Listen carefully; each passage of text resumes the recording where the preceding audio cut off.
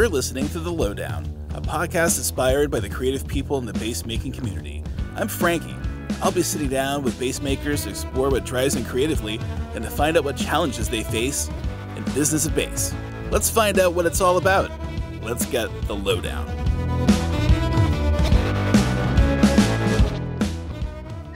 Welcome to The Lowdown, presented by Best Bass Gear. This is Frankie as usual, and we're super stoked. We got Devon Smullen from Devon Basses here today. Hey, Devon, welcome to the show. Hi, everybody. How are you doing? Okay, so I got to ask, you appear to be in a shop there. Tell me, are you a luthier too? Tell me your story.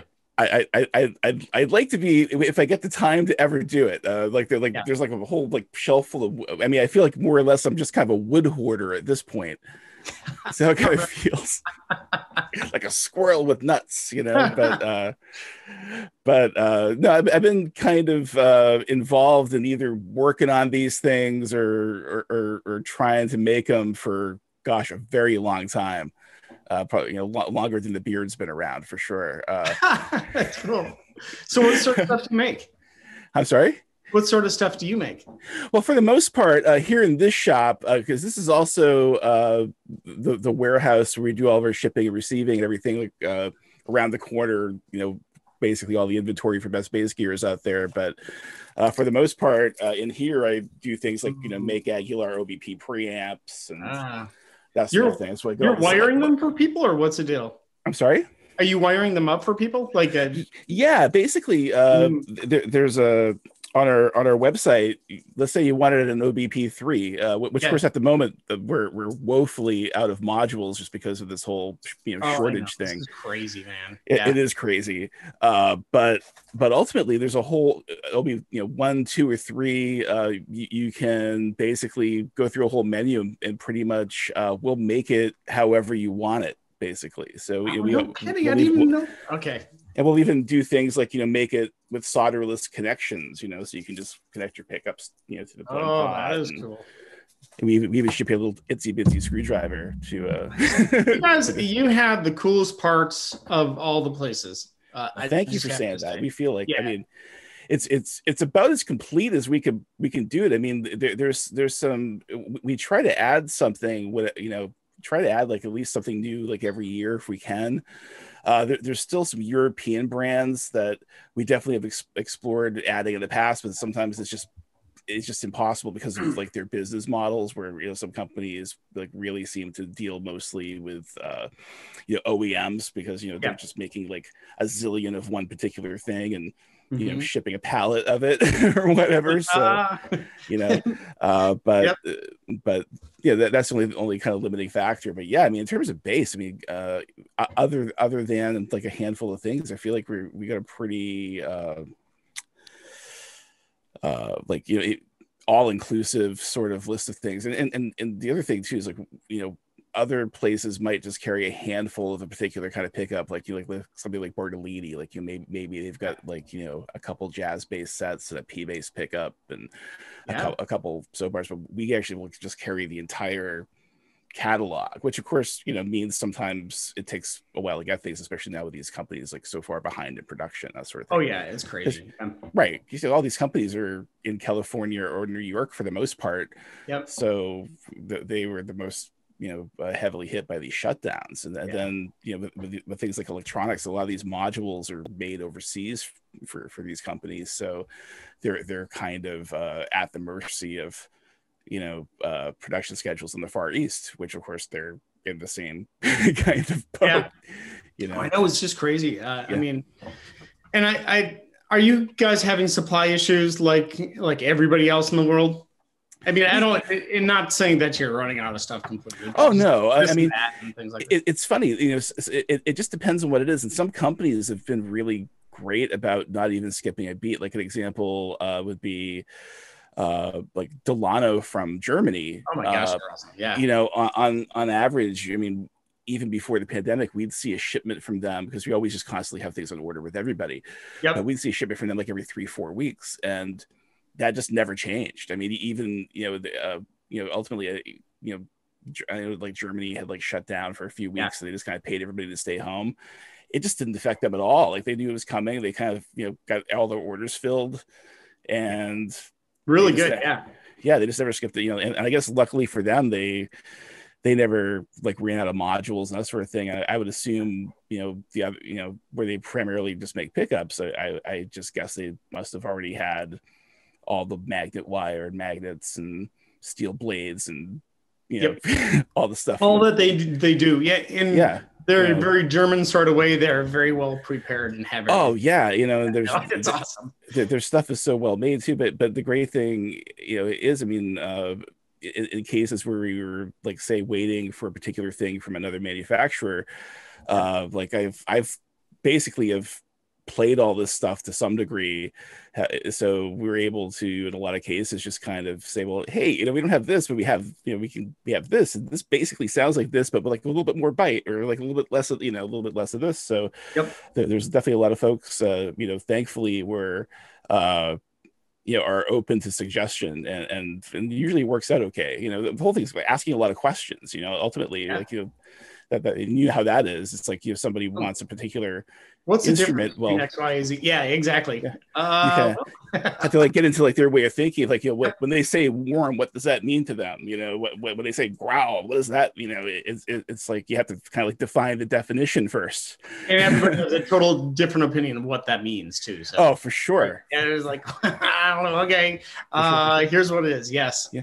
But again, back to your instruments. I mean, some of the things that you're doing with your instruments are basically things that I've always have like thought, kind of hoped that people would do with the instrument, because like again, on the surface, when you're just looking at a picture, it's like, hey, that looks like a jazz bass.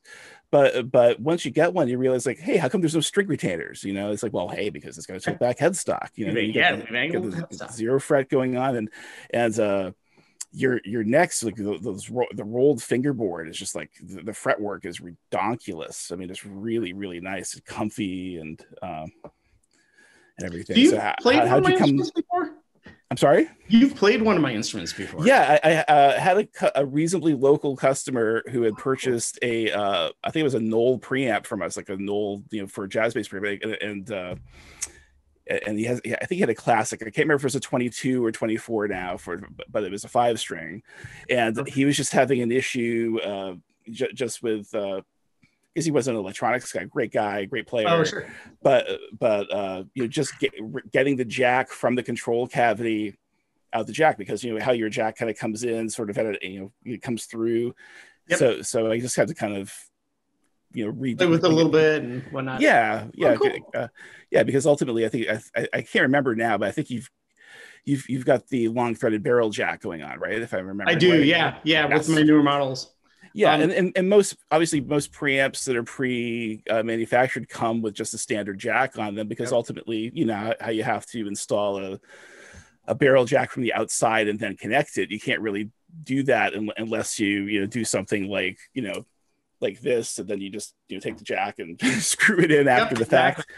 Yep. So that was where the issue was, where you had to route the wiring from that jack through there, and that was fine. It wasn't a big deal. But somebody who just doesn't do electronic stuff, it was a big deal. For sure. But no, it's just I was really, really impressed with the whole fit and finish, and just the way it was all thought out, and even like how the edges are nice and rounded around the headstock. Even like there's no sharp edges anywhere. It's just very nicely done. So, yeah, it's I enjoy building so much. I mean, it's just. It's the jazz bass, but I think the jazz bass shape, and I think maybe it ends there, because I just love innovation and thinking new ways to do things, and I want to make the highest quality product out there, and sometimes if you're beheld to some of the traditional jazz bass shape and everything, that you'll never get the product there. Right. And so that's where I've kind of like, what, it'd be great if we did this, it'd be great if we did that, and sort of pushed it beyond that. And I've been doing this for a while, so I'm like up to Gen 5. Like I've produced 5 different designs of the jazz bass, Wait, kind of like, I don't know, what do you have, like model releases of cars or software or whatever? I'm kind of just taking that approach where I'll think of all the different innovations or design improvements I want to do for the next version and keep on pushing it forward. So in terms of, having something that's a familiar shape that feels familiar to folks, and then your innovative stuff basically is more or less focused, in my opinion, like around the function, as granted the form as well, the comfort aspect of it, but to me that still kind of falls under function. But it's just, you've made certain things more elegant than it would be on a typical jazz bass, but just make it feel very comfy, and even more functional, just in terms of fretboard access, as an example, that sort of thing.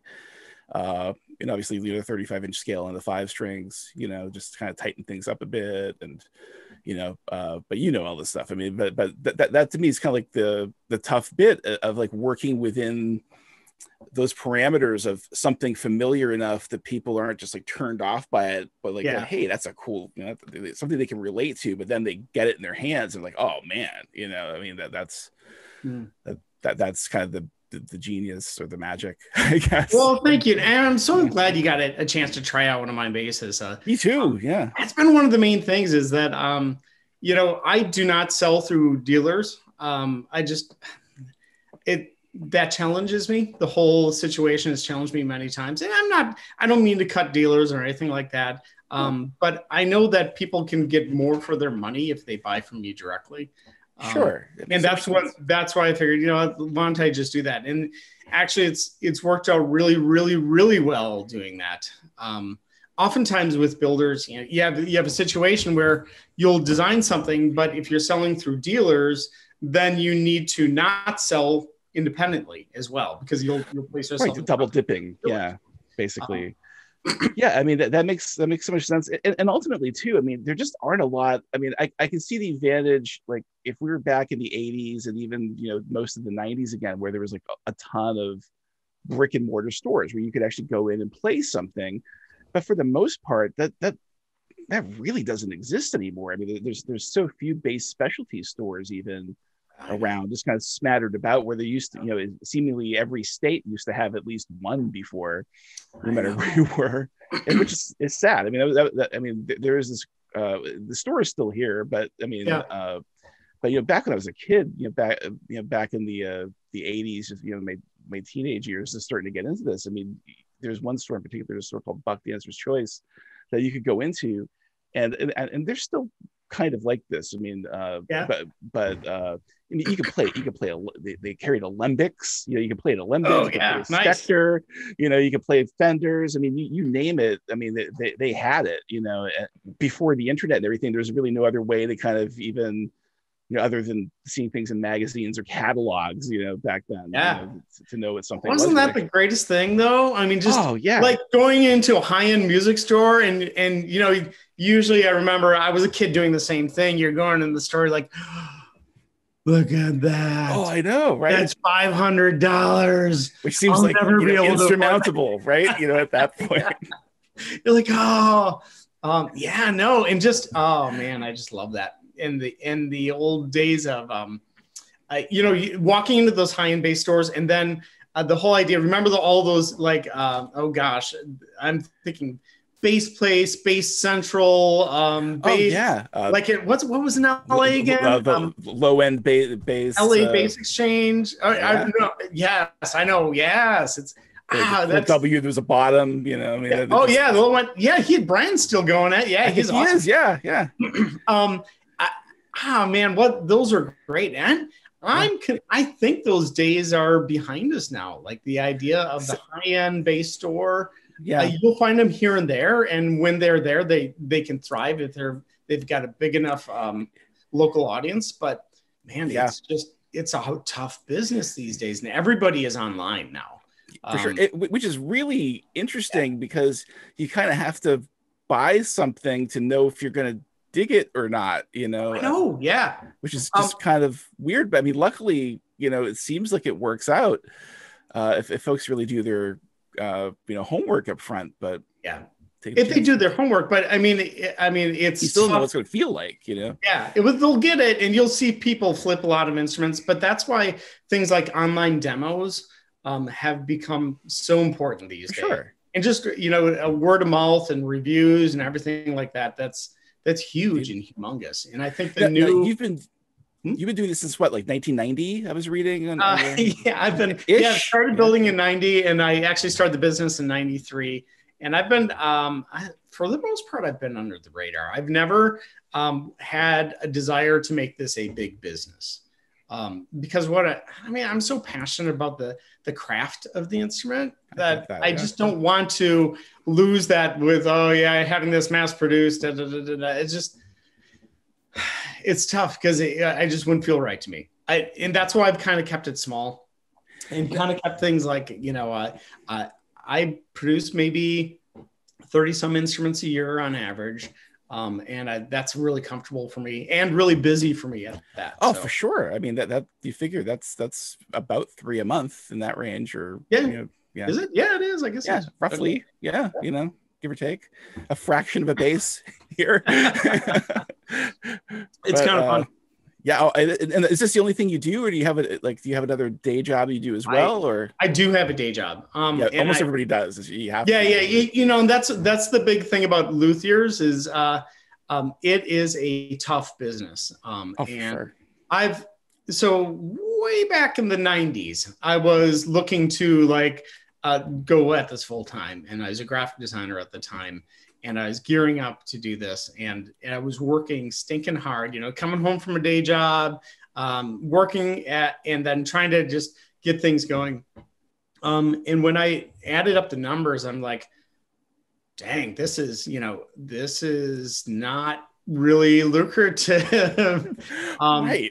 It is. Yeah, it's tough. And all the luthiers you see out there, they're doing this full time, they struggle. And some of them by virtue of the struggle and realizing how much you have to work, sometimes they step up. I think of like Brady McElroy here in Texas. I've been trying to get him on the show for a while. He's just been so busy, but he's. Oh, he is. Well, there's a reason for that. He's working his butt off, man. He is, but he's awesome. He's great. I love talking with him too. Whenever because every once in a while he just needs something that he just can't get because he's his own dealer for a lot of the stuff he uses, like the Delano pickups, for instance. But if he needs something in a hurry, he can't wait for it. Wait weeks for it to come from Germany. He'll check in every once in a while and see if I've got something in stock. Exactly. But he's such a great he's a great player too. Which I'm sure. Gosh. I mean, it's just crazy good. Yeah, But he's exactly what I'm talking about. I mean, get. People rely so much on video and watching demos and things like that it's become kind of the new endorsement is if you can do demos for builders, that's more golden than saying how, being wonderful and seeing, hey, you can have the glory of putting your bass with me. That's the idea of doing demo and doing something very useful for a builder is a lot more useful than I guess the fame aspect of it, if that makes sense. The biggest thing, a lot of people, they want to get into this somehow, and they may not realize just how little you need to be able to do stuff. And here's the worst part, and maybe it's more of a reflection on me. I'm still using tools that I had in the 90s, and I'm looking at myself and I'm like, you know what? I can actually afford some of those tools now, but I'm just so used to doing the old way that I've kind of taught myself to do it, right? And you're like, Well, that's it. I mean, think of all the different. Just fret and dressing files. I mean, there's a great example. In terms of ways to dress frets, but at a certain point, we all kind of we'll just kind of fall into a certain method we like. So there's going to be we have crap, you get 4 or 5 different types of files, but I really like this one, exactly right. Yeah. So if you can stumble upon the thing that works for you, out of the chute, then hey, and you're still using it, it's paid for itself over and over again. That's great. That's how I look at that. It's just efficiency. Totally. And the right tool. I mean, and not saying, you can get by with very little, but there's some tools you can buy that just save so much time that, I'll finally buy them. And I'm like, so what's my problem? Why didn't I buy this 2 decades ago? What's my problem? And right. I mean, like something even, like my friend who has the shop, like something like a spindle sander, or like a thickness sander too. I mean, like, just, being able to just run something through the thickness sander as opposed to, having to, do it by hand as much. And, because it's just like you're eliminating having to concentrate as much too, if the machine can kind of, and granted you're still doing the work, but if something it's less muscle power than it is, oh, for sure. And even just the thought, because when you're having to do everything by hand all the time, especially even just something as simple as drilling holes for a bridge where it's supposed to be, that sort of thing. It's just you just have just all that concentration where if something can kind of just go and just do that for you, that's eliminated, and it gives you energy to do something else that maybe requires more attention or something you enjoy more, maybe. Yep, absolutely. As well.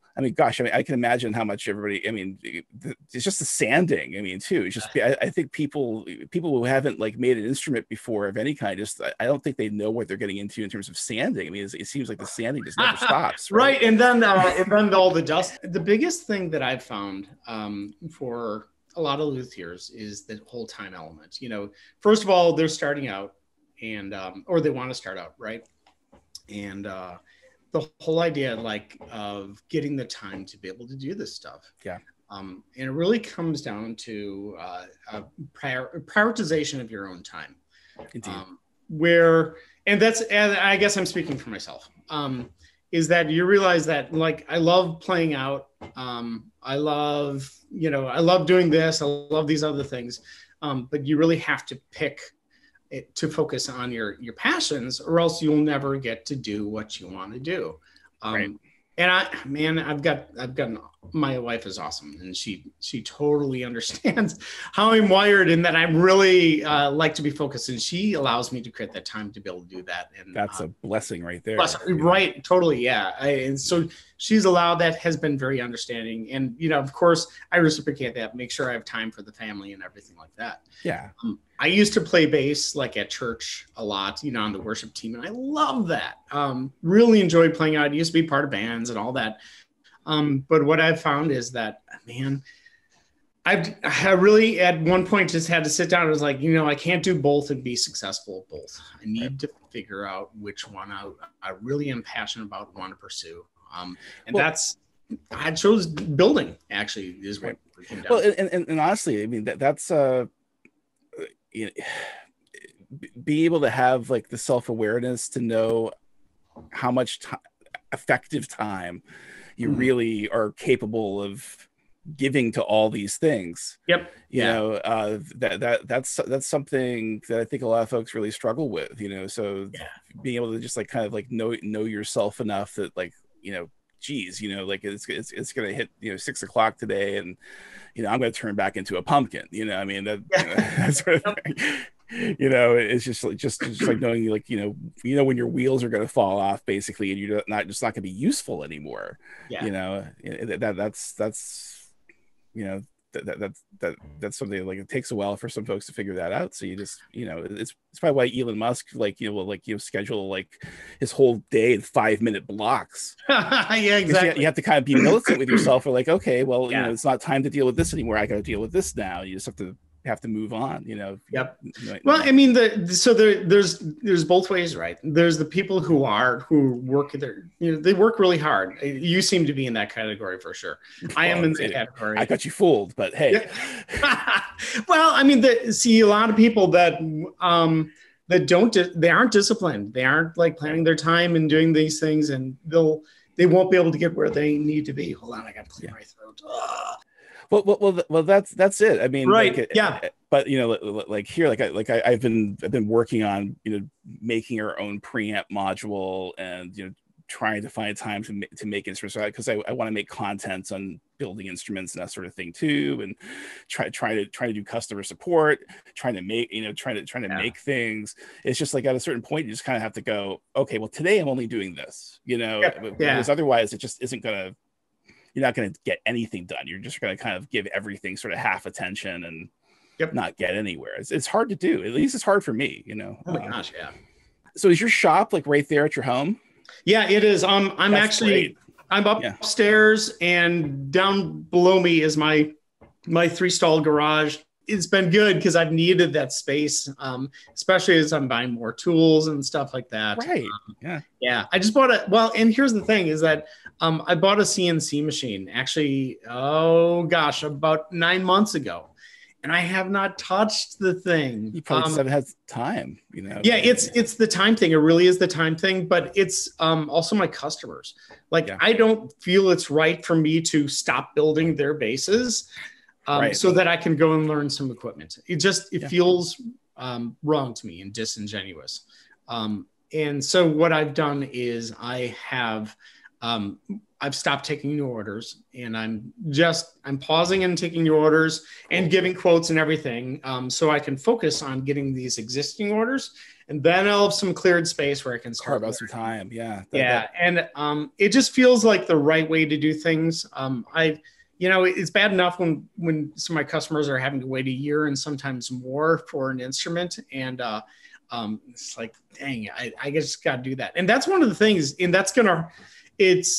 it might hurt me as far as I'll lose momentum, but you'll build efficiency on the other end of it. I mean, so down the road, it'll only help. I mean, it will pay off. Yeah. Big time. Cause I'm really excited. I have some cool innovations that I'm working on that I'm really excited about getting out into the market that I honestly think is going to impact the guitar world, the stringed instrument world in a big way. So, nothing you can share with us, obviously. I can, and because I got a patent pending on it, so I can share. Oh, cool. Okay, there you go. Yeah. So you mentioned multi-scale instruments before. So And what I'm doing is not doing multi-scale instruments. So I feel like interesting. What? Okay. What the heck? Okay, so forgive me as I go way back here. Can you all see me? Here is one. Sorry, these are bases I have in progress right now.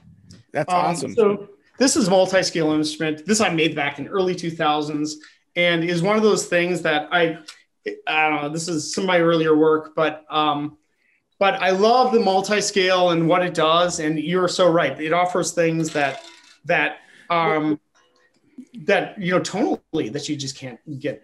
Totally. Again, conceptually, it just makes so much sense. I mean, especially like you open up a piano and you see hey, the low strings are long, the high strings are short. Or look at a harp. It just makes so much sense. Just physics. It really does, and I love it.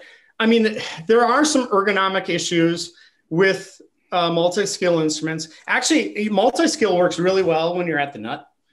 Because your hand kind of angles at the same direction of the frets, right? Yes. Well, that's it. It's almost like if your elbow's on a pivot, it kind of... Yep, exactly. Fouls the fan. Yes. And that's why some people are freaked out by multi-scale for that reason, because of that. I mean, there's a longer reach for sure, of course. It's multi-scale. It's a longer scale. I think this is 36 and a half on the B here. Yeah. I think this is 33 and a half on the G string. But so that's cool. So you're kind of follows, but the one ergonomic challenge with multi-scale, and if I were to do this again, is I'd make the frets straighter starting here and then fan this way. Well, that's kind of like deciding where the parallel, where the perpendicular fret is going to be. Yep. But anyway.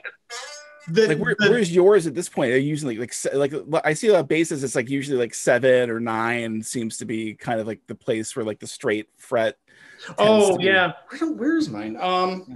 Looks like it's about the 6 is what. Oh, so you're kind of in between. There you go. I mean, yeah.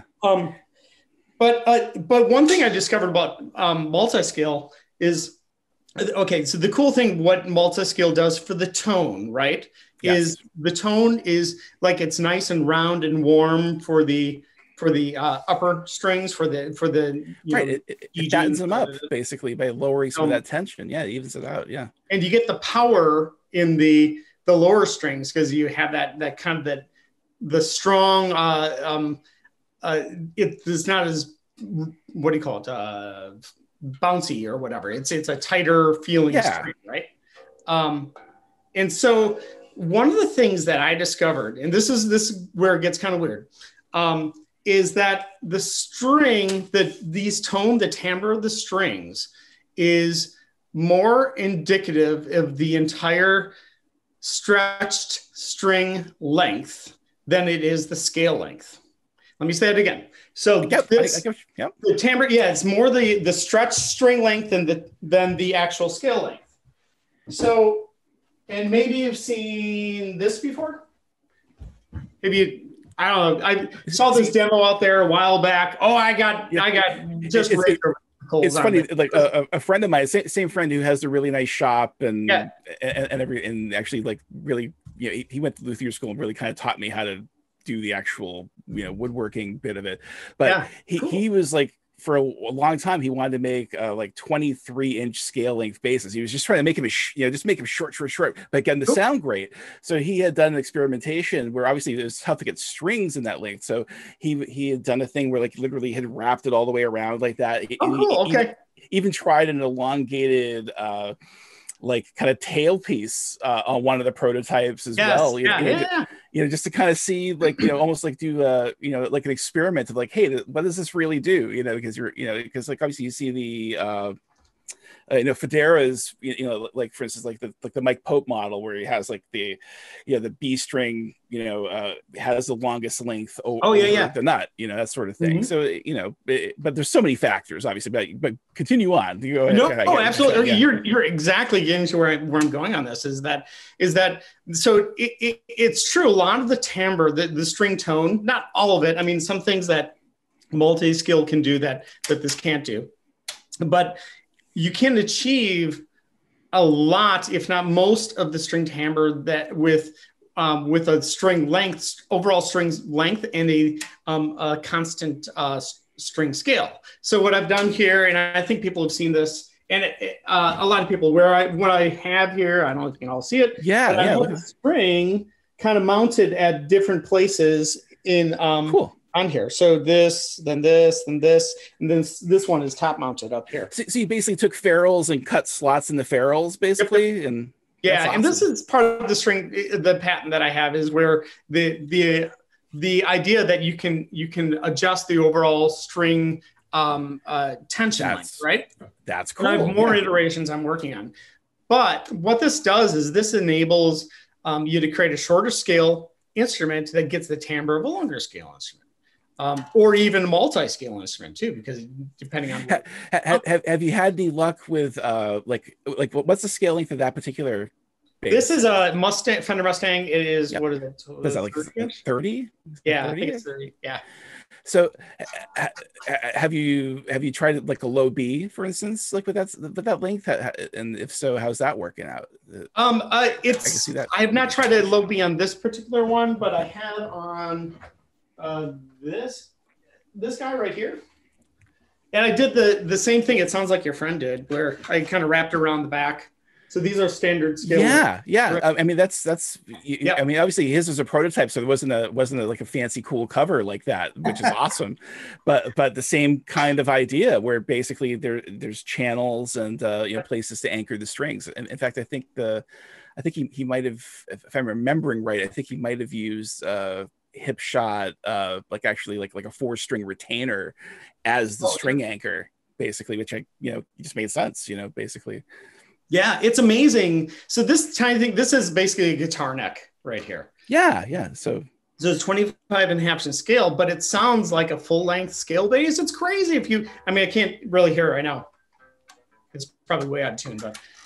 And you're finding you're not having to do anything, you're not having to do like special strings or anything. Somebody could basically use whatever strings they like using.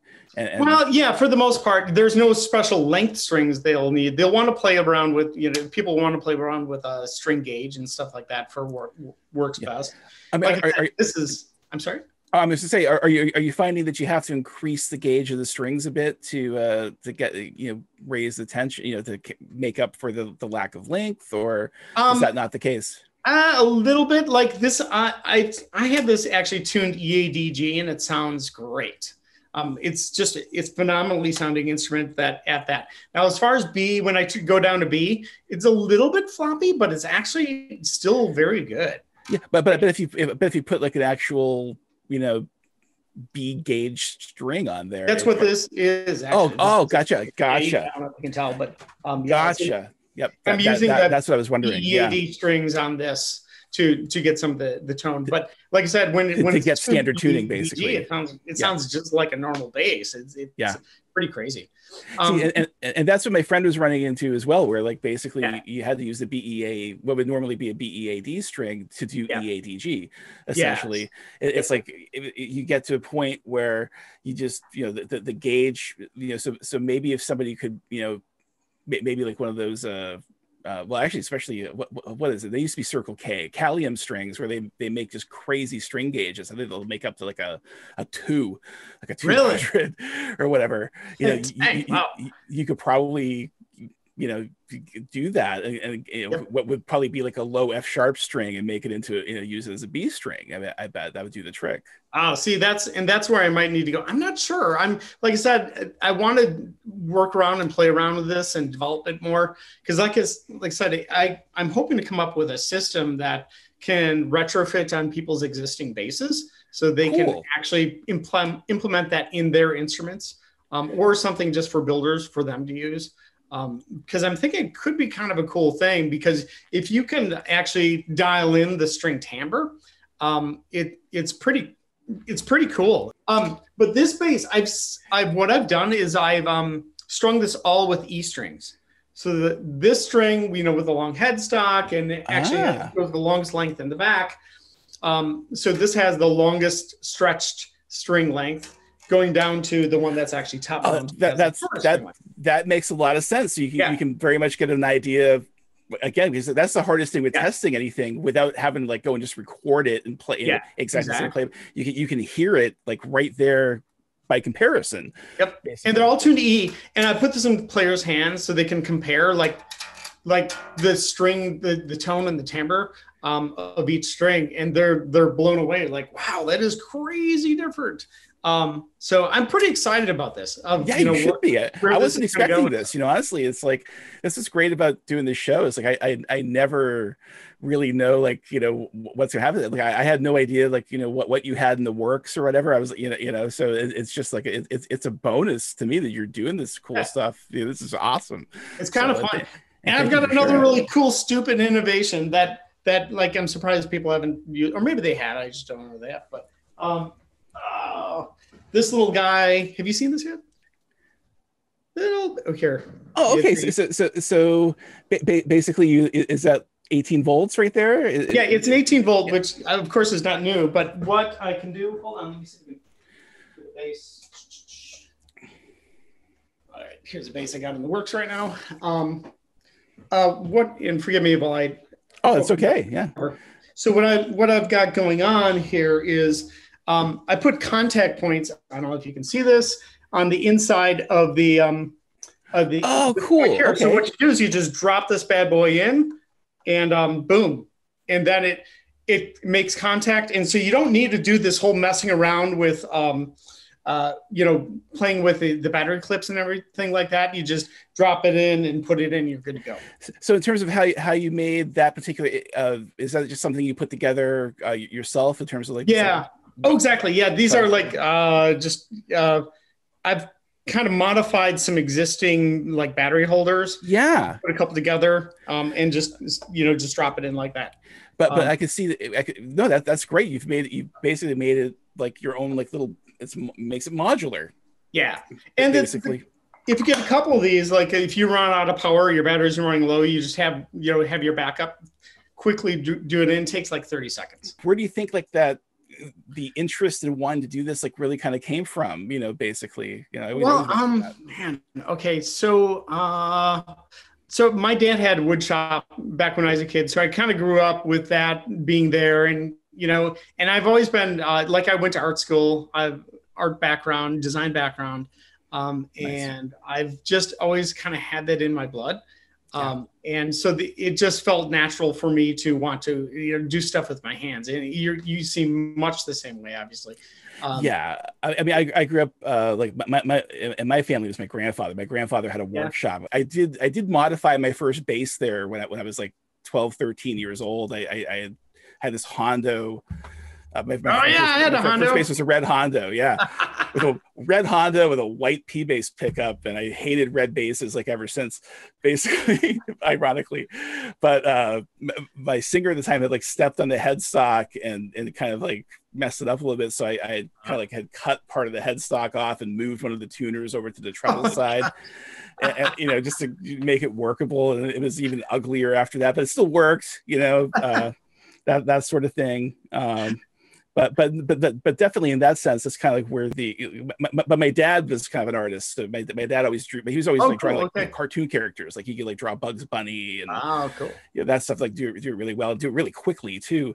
But just seeing grown-ups like making things, it was always interesting and exciting, I guess. It influences you for sure. Having and growing up around that, it, like I think what you said, it seems normal. That's the norm. That's right. Right. So I think that's what it was for me. I mean, it's like, just building stuff with your hand was something you normally do, and I think you and I both have a penchant for that. And I remember I was 17. This is when I got my first bass. My girlfriend got grounded.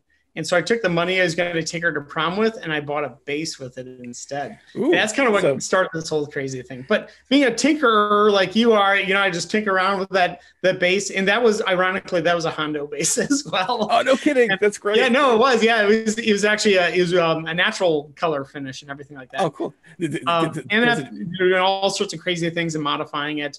And eventually, like my freshman year of college, I designed a bass. And I had a local luthier there. His name is, I think Mike Campbell is his name.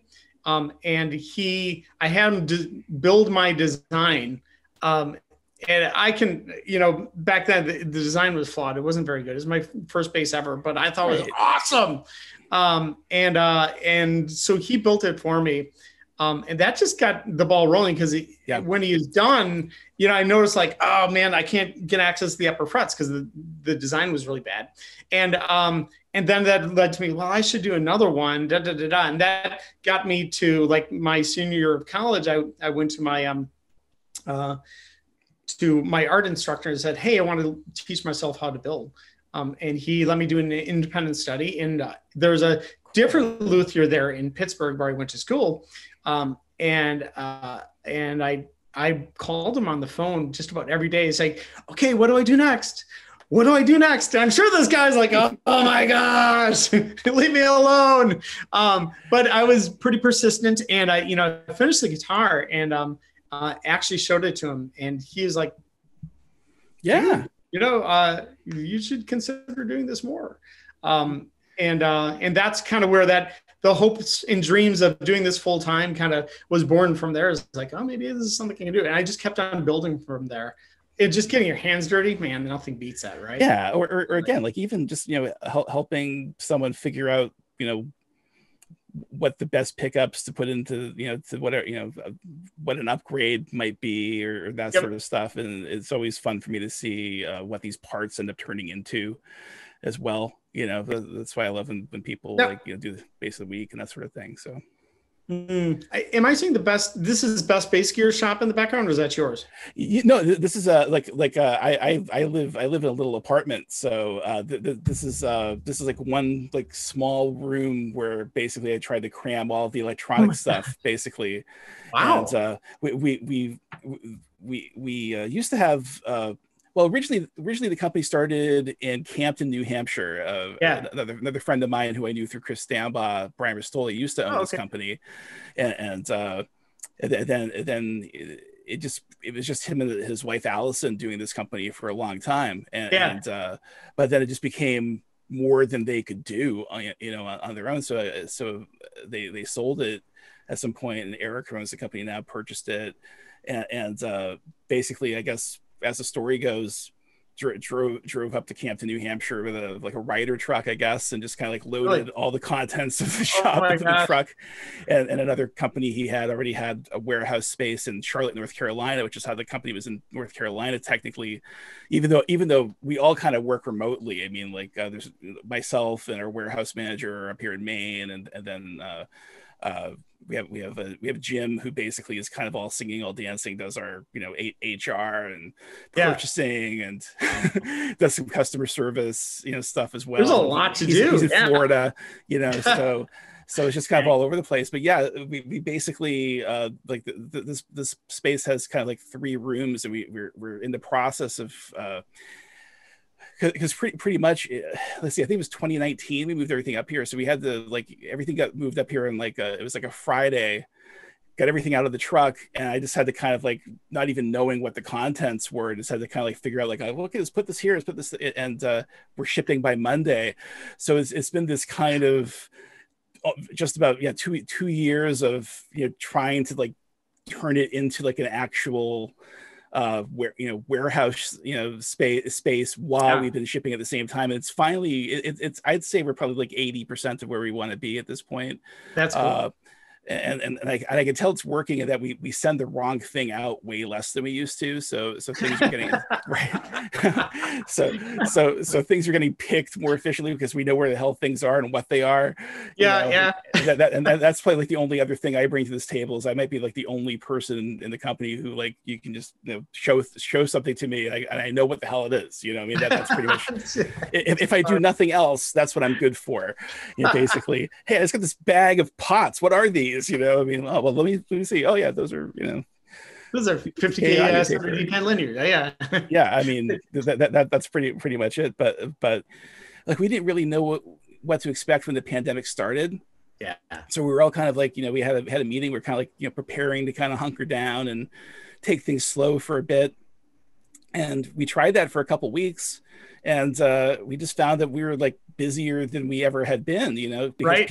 Exactly. People were home and wanting to finish their projects and stuff. So in a way, this was kind of a boon for us, so we've been, just as busy as ever. So it's kind of nice in that sense. So yeah, that's been true for me too. I think a lot of internet businesses have just picked up. I mean, because for that exact reason. And the same thing for me is like I've gotten more orders than, like I said, I can handle. Yeah.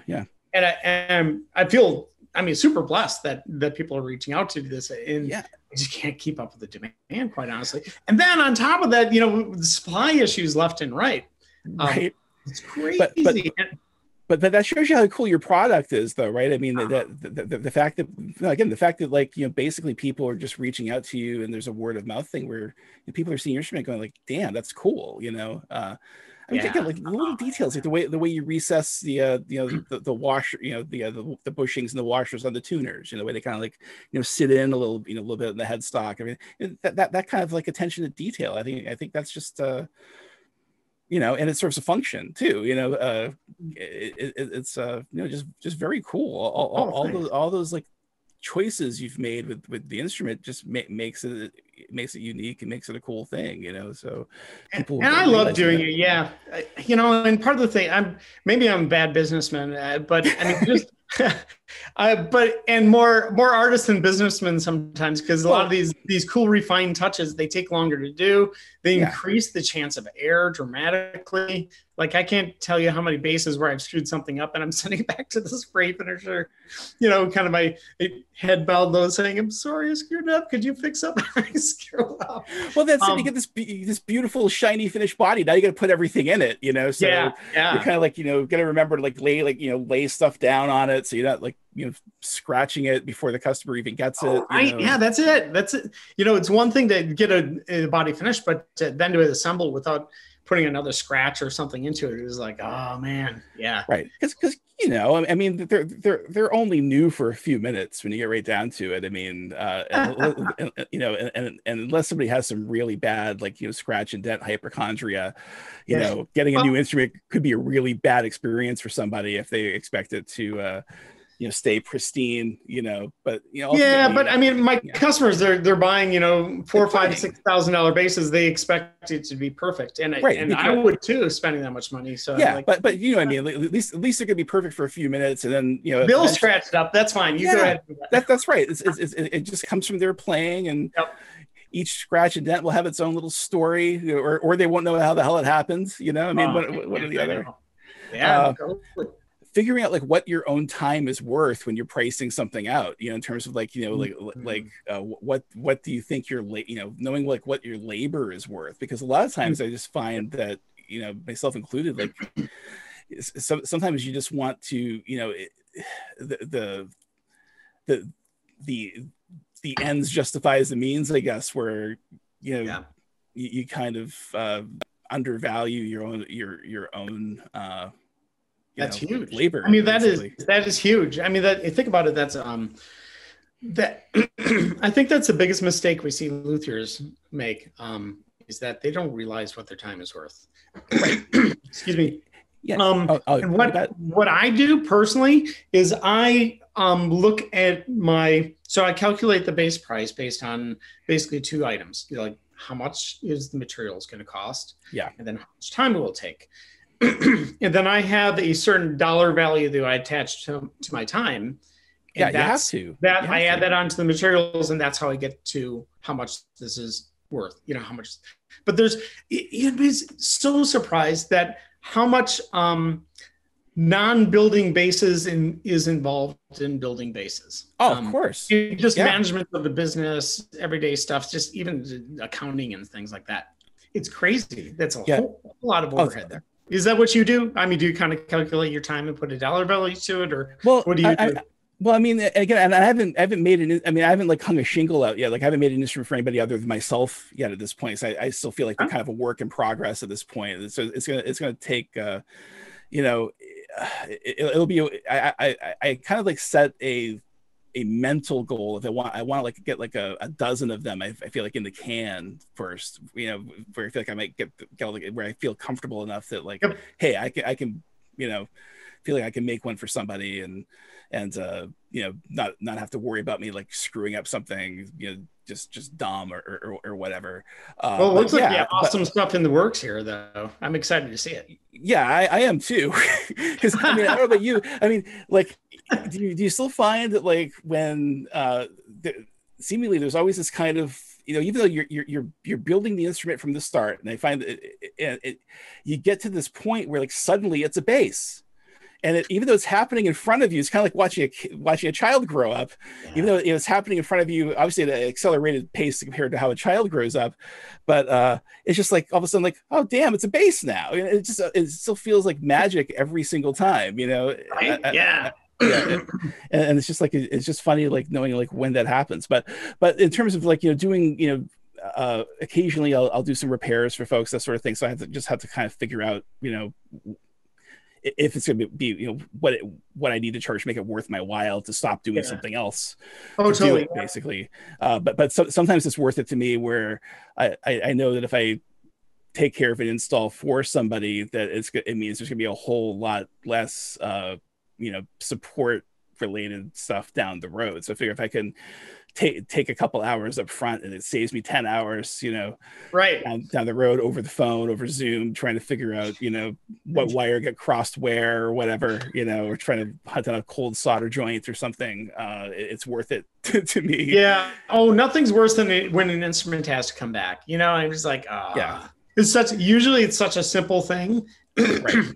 That if you just spend like a minute or two working on it, like, oh man, I could have avoided this. Yeah, but at least it's not like, I have to make this person a new neck, or something, Oh, that becomes not very cost effective in a hurry, for sure. Man, well, this is great. I mean, I guess I'll wrap up with this. I mean, what would you say is like for you, like what's a perfect day? And we'll wrap it up there in terms of if you wake up in the morning, what's a perfect day? Well, it's a perfect day when I can have a day, first of all, to focus, and that I truly can have that time that I can really just like dig in and dive into things. And I don't screw up. So I don't know about you, but for me, the best part about building is if you don't screw up, because if you screw up, then you're spending a whole bunch of time trying to fix the mistake that you did to make it look like you never made a mistake. So I guess the focus time, you don't make a mistake. When I have a goal, I know exactly what I want to get done, and then I get it done. And then you look at it at the very end, kind of like you were saying, is it looks like a base. It's like you can look at your accomplishment and you look at it, kind of like, God on the seventh day kind of looked at what he made and he's like, oh, this is awesome. And kind of good. With base. It's a base. This is cool. And it's that type of thing. And also when I can use an innovation, like if I can come up with a different idea or a different solution.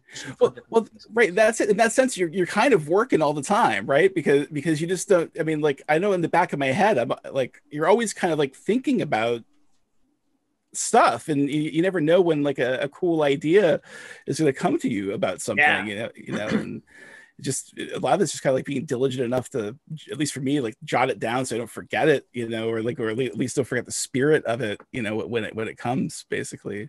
Oh, totally. Yeah. Are you like me? You have all these ideas in the back of your head. You're like, oh, I'm trying. Yeah, and they're not always necessarily just base related either. So so like you're saying, that's a tough thing for me, is just deciding, what to focus on. Just knowing, again, knowing what limited productive, actual, in the moment productive time I'm really capable of, which, some, getting to be an older, half century old person and having all kinds of irons in the fire, that gets tougher all the time. It just does, so yeah, well that's awesome. So I think you're going down the righteous path, that's great. So thank you so much for having me on, and thanks for being on. This is fantastic. Yeah. It's always nice for me to because I always wonder, hey, I wonder what this dude's like, and you're such a nice guy, it's just well, Devon, we'll definitely have to have you come on again. Thanks for spending the time with us and everything, and it's been a real pleasure. And if I can ever help with anything, just give me a shout, and I'm happy to help. All right. Well, thank you again for your time and even considering me. Well, hey, have a great rest of your day. Have a great weekend, and man, all the best to you. Thank you. Pleasure. Likewise. Awesome. Take care, everybody. Thank you so much. We're super excited. Frankie and I are working really hard on putting these things together and giving you lots of interviews just like this one. We just need to get some love out there in order to get this podcast surfaced. And thanks for listening.